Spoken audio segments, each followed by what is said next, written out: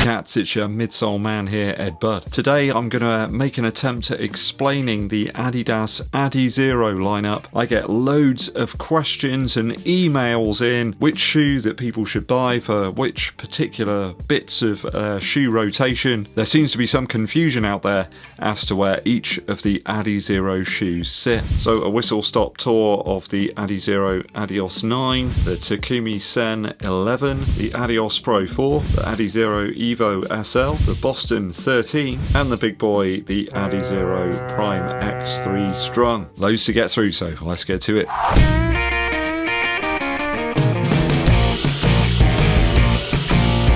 So where do these all fit into a runner's rotation? How have I been using them since I picked them up? These are all shoes, by the way, that I bought with my own cash. Quite a lot of it, actually. We'll kick off with the Adios 9 first. So certainly I see this as a very lightweight shoe. If you are a lighter built runner, then you'll probably enjoy this one, get something out of it. The upper's certainly comfortable, very minimal overlays here. You do have this kind of sling back around the heel, which helps to pull the foot into the shoe, it stops any movement. It is the firmer Light Strike Pro material here, comes in at around about short A 26, so it's a little bit more of a responsive shoe underfoot, and you've only got 27mm of heel stack in this one as well, which by today's standards that's absolutely nothing. There's slightly more padding around the heel here as opposed to something like the Takum Sen 11. Just creates a slightly more daily usable vibe about this shoe. Almost feels like the running version of like the Samba or something, though you can't get away from the fact that the upper here on the Adios 9 is very close to the Sen 11 and the Adios Pro 4. There's no medial cutout here in the midsole, so it's a slightly more stable shoe than those other two. I find this a shorter range option. I wouldn't suggest it's the greatest for like easy day sort of pace. You want to just push yourself into that sort of steady pace, or perhaps do some work on the track. This could be a fantastic shoe for you. It really does work well when you're doing some like 400 or 1 kilometer repeats, but I think for a majority of people out there, there's just not quite enough midsole stack here to warrant much more. I do see this one very much as a rotation shoe, so to complement other models. I've only got 205 grams here. It's like 7.2 ounces, so it's very, very light on foot. So like a faster paced, more nimble training option. So a more niche kind of shoe, or if you're a lighter built runner, I think the Adios 9 could work out really well. So let's move on. Bigger and perhaps better. Takum Sen 11 is the next logical step up in the Adizero lineup. I've got about 219 grams here in my UK 11, US 11.5. It's about 7.8 ounces. There's a slight increase there. The difference here between the Sen 11 and the Adios 9 is the rigidity of the shoe. We do have energy rods in the midsole here, and they've got rid of a lot of the padding here around the heel. There is still some there, but it's more concentrated in two areas. The energy rods here, aside from that small shank that you've got on the Adios 9, really help to create a nice lever on toe off. It just feels like a slightly more propulsive shoe. I don't ever feel like the energy rods really stabilise the foam all that much. Again, this is a slightly denser version of Light Strike Pro. I see this one as like a high-speed trainer or a racer. I think it's got a little bit more about it than the Adios 9. It is interesting that Adidas stick with the rods here rather than a plate. I wonder whether that's some sort of trademark kind of reason. The outsole on both shoes so far very, very similar. We do have a slight cutout here in the Takum Sen 11, but the rubber and the positioning of that rubber is very similar. Light traction on most of the outsole and continental in the area that perhaps really counts on toe off. I do find that the majority of the outsole here is very good in wet weather, aside from this very flat, smooth section in the medial side of the heel. So certainly one for faster tempo sessions, perhaps short distance racing as well. Not quite the softness for me for a full marathon, although some could do it, I think. I think the majority of people will find this adequate for like 5 or 10Ks, and then perhaps some of the more experienced runners out there could opt for this one for the half marathon. There's quite a step up in price though between the Adios 9 and this one, and there are very subtle differences between the two. I think overall though, in terms of like durability and the usability of the shoe, I think the Takum Sen's a slightly better purchase. I just feel it could tick off a few more categories within your rotation. So that's the Sen 11.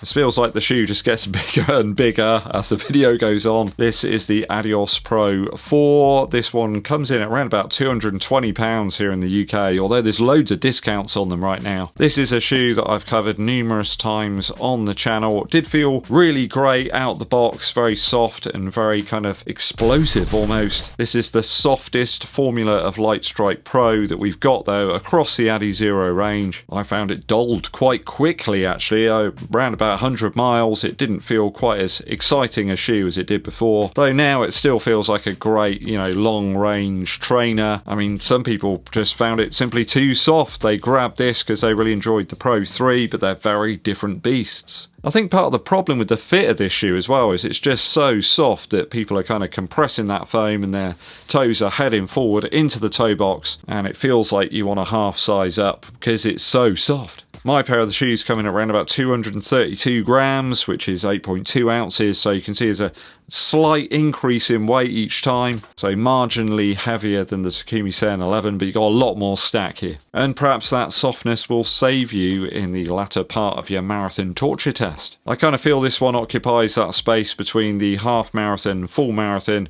I think it'd just be too soft for me really for a 5k. I want a little bit of response there and road feel. You don't want to feel like you're sinking into the shoe all the time, like you're in quicksand or something. I think that's where the Takumi Sen really sits as a more responsive race option for the lower distances. Then you got this one for the sort of max out stuff for your marathon or your half marathon. Many people wish that it was this upper on top of the Adios Pro 3 midsole, but I don't think you're ever going to get that. That's another story altogether, my footwear friends. So a great shoe, but a very different midsole experience underfoot against the Adios 9 or the Takumi Sen 11. What's we got next?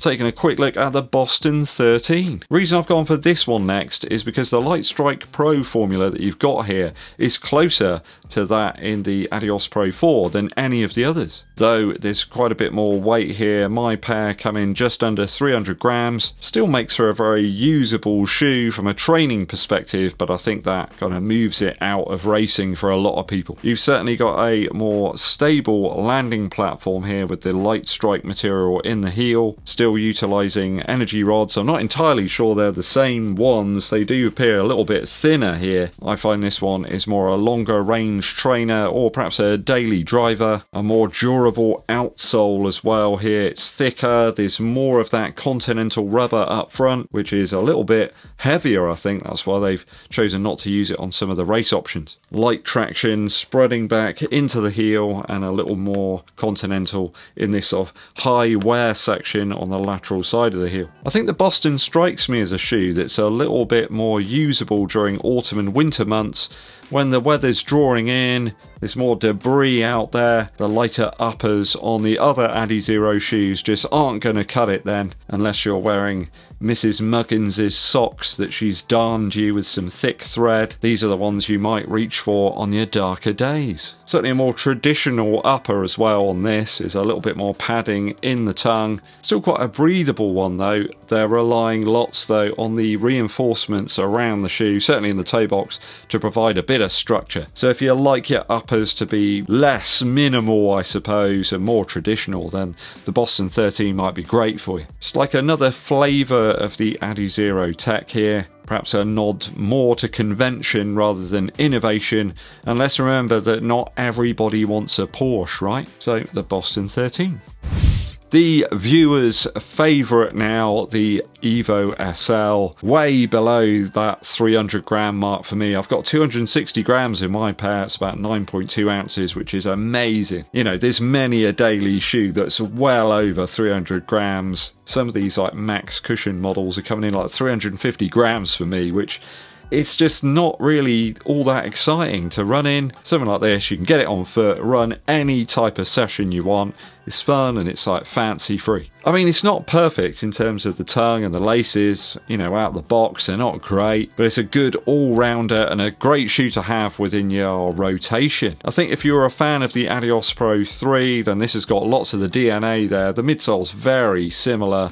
You do have a shank in there that's close to the one that's in the Adios 9 to provide a bit of torsional stability. It's no doubt going to appeal to you if you like that sort of older Light Strike Pro formula that just gets better and better the more you use it. It's a super release, and one that reminds me to not judge a book by the cover. Sometimes you've got to get a load of miles into a shoe before it really becomes what it is. It turns from the caterpillar into the butterfly. So a good option for daily training if you want to get a shoe that ticks loads of boxes and categories. At 129 notes as well, I think it's great. Oh, sorry, 129 Earth credits. Certainly one of the best daily options at the moment, alongside the Puma Velocity Nitro 4.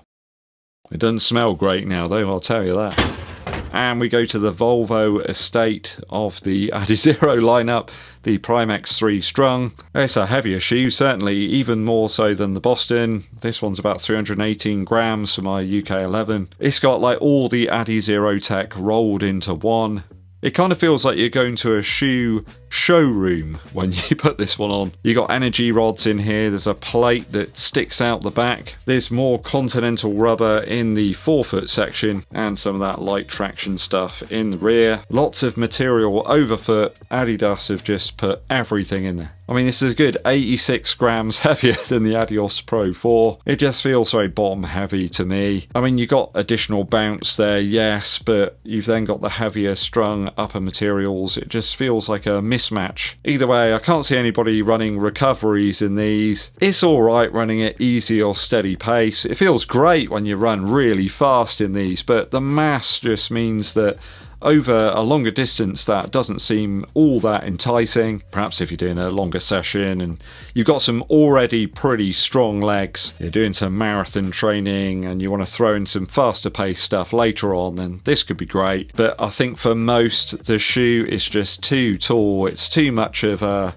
project or like an innovation shoe. If you've already got the EVO SL and the Adios Pro 4, there's not an awful lot of point to pick this up. So it's probably the one option in the Adizero lineup I just can't really get my head around. It's a bit of an outlier, and I think that's exactly what Adidas want, you know. It's kind of like a mad scientist shoe. It's an experiment. It's like they just left the designers alone and said, do whatever you want, it doesn't matter how wacky it is. It's on the fringe, just see what works. Throw mud at the wall. I mean, it's expensive, it's niche. If you're a lighter runner, I can't see you getting much out of this. Just buy like the Adios 9 and the Takumi Sen 11. If you're on the heavier spectrum, then perhaps the Boston 13 and this might be absolutely fantastic for you if you want loads of cushion. That could work well. I haven't tried the Pro Evo 1 or 2 and I don't intend to. I've left out the SL2. I just feel that the Evo SL has kind of overtaken that shoe and it's not really one that I'd recommend picking up right now. What are your thoughts on the Adizero lineup? Has my rundown just left you with more questions? Do they make sense now?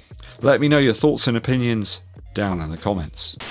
Very quick musical interlude for you. Go and check out the fantastic Rumble in Brixton by the Stray Cats. I'm a big Brian Setzer and Stray Cats fan, and this live album from 2004, I think it is absolute dynamite. The band sound in inspired form across this album, and it's got all of the most famous Stray Cats numbers on here. The live version of Gene and Eddie is particularly good. Sets us on fire on that Gretsch guitar, and Slim Jim and Lee Rocker sound equally good as well. All of the tracks seem to be a little bit faster than their album counterparts, especially Blast Off, where it almost seems like Slim Jim on the drums is goading the other two to get faster and faster. Go and check it out, the Rumble in Brixton from the Stray Cats. Thanks for joining me on the channel, always appreciated. Hit that subscribe button and give us a thumbs up like. Also drop us a comment for the algorithm. My name's EDDBUD and I'll be seeing you